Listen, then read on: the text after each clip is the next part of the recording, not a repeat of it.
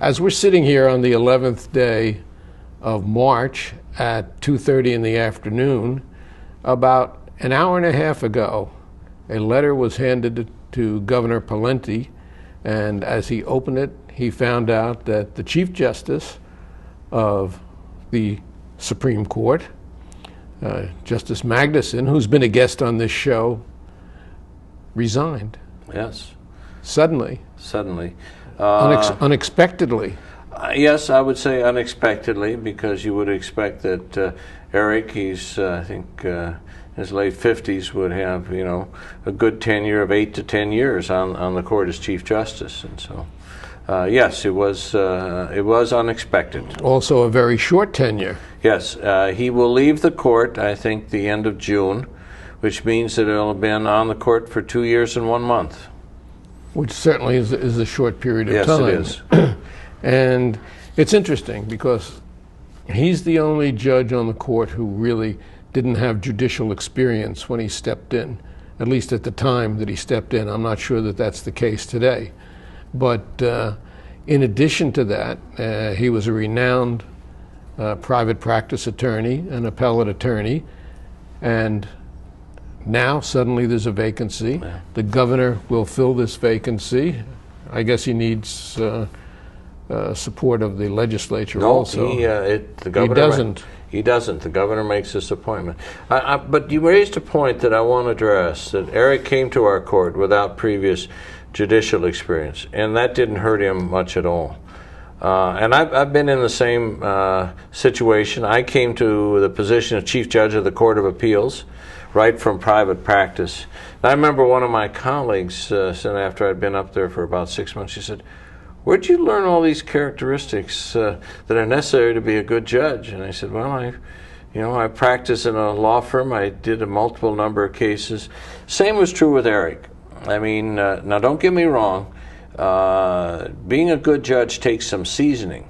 Being a good justice takes some seasoning.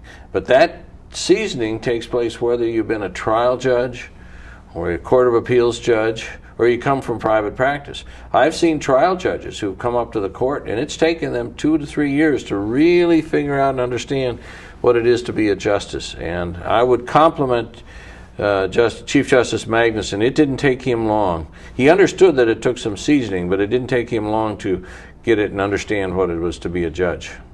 As someone who follows the court pretty carefully, as someone who just read an article talking about the fact that under Pawlenty, the court's philosophy has shifted to the right, the fact that there's going to be a vacancy for Chief Justice causes me personally, not only does it come as a shock as you tell us this, but it causes me quite some concern, because the governor, who seems hell-bent to move philosophically to the right, now has the opportunity to appoint anybody he chooses, just about, and it can be really a right-wing person and really affect the philosophy of what has been one of the most respected courts in the nation. Well, first of all, a number of questions in there to answer is that the court is moving more to the right, as you would describe it on the judicial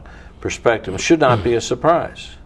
I mean, the governor appoints justices to the court. Governor Pawlenty is the governor. He's definitely to the right of center. So you would expect that his appointees would reflect that philosophy.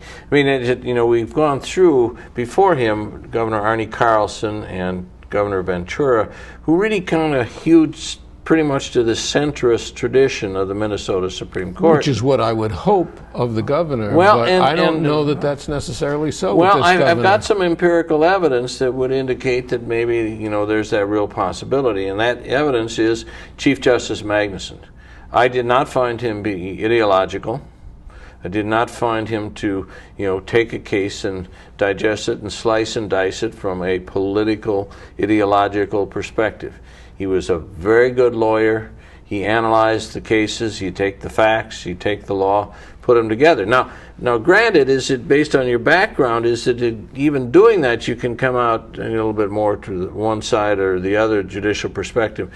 But Mangunson was much in the tradition of historic justices on our court, and Palenti appointed him. So now the hope has to be that he'll find someone like Mangunson to appoint. Well, I would certainly hope so. And Because the last thing I heard is that the governor said that God is in charge. So I don't know where he's going to go for his recommendations, whether it's the Judicial Council or whether it's the Heavenly Council, and that makes me very nervous. Well, if God told him to appoint Eric, then he got some good advice.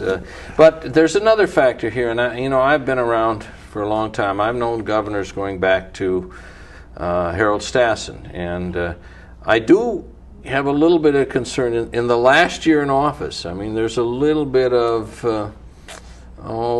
just a little bit of, how would you say, is it different perspective on I would say a frightening tilt to the right. No, I wouldn't say that. But I'm talking about governors generally in the last year of their term. I'm talking about the court. No, I'm talking about the fact that Judge Anderson seems to be writing more impassioned dissents these days. Well, that's probably true. Than he has in past years, where he was writing some majority opinions, and that concerns me. And pretty much used to be, up until the past few years, pretty consistently in the majority. And you're right, you have empirical data that would indicate that, yes, I am writing in the dissent. And I mean, there are more 4-3 decisions that come out where I'm on the side with the 3.